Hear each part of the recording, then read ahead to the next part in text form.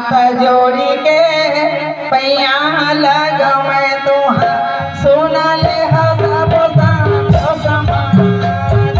हाथ जोड़ी के पैया लग मैं तुहा सुन ले सब शांत समान पैया लग मैं सुन ले सब शांत समान हाथ जोड़ी के पैया लग मैं तुहा सुन ले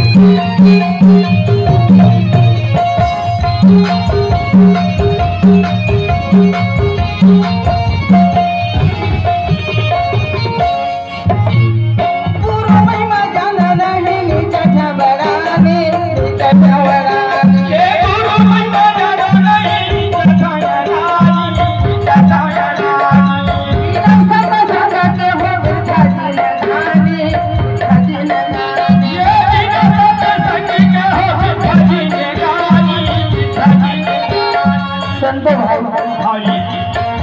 गुरु महिमा जानो नहीं नीच ठवरानी अब बिना सत्संग के देखाई या हम गंगा जाबो गोदावरी जाबो केदारनाथ जाबो रामेश्वर जाबो भुवनेश्वर जाबो काशी जाबो प्रयाग जाबो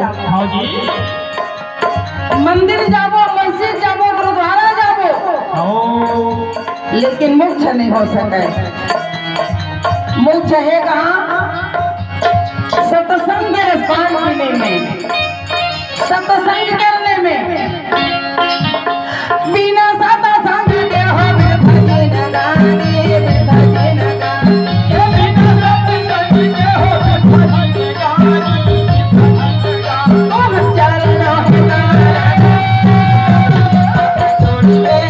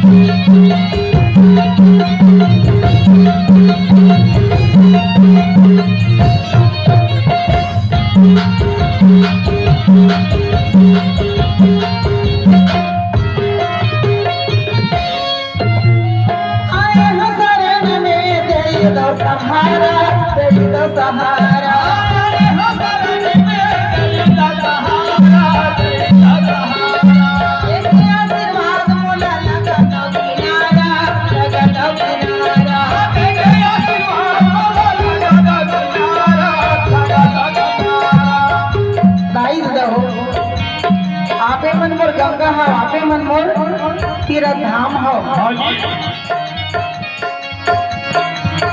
10 साल पहले होना अपन बाइक छोटे से टूरी शांति बाई और शांति बाई चेलक बन गए। विगत 45 साल हो गए मंच पकड़े। हाँ जी पूरे भारत विदेश देश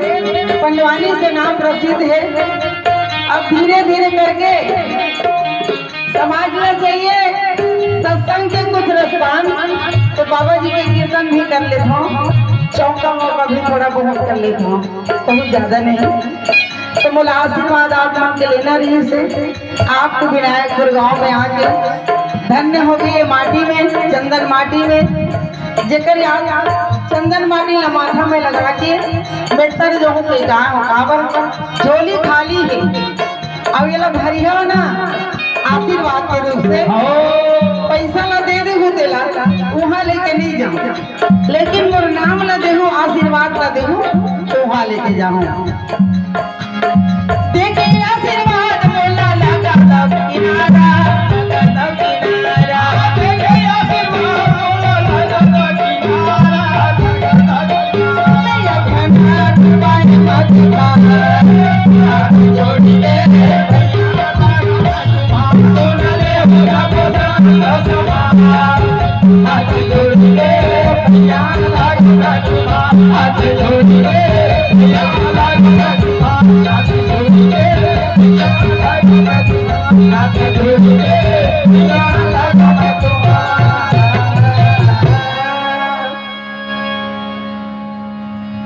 तो बाबा गुरु दास जी हाँ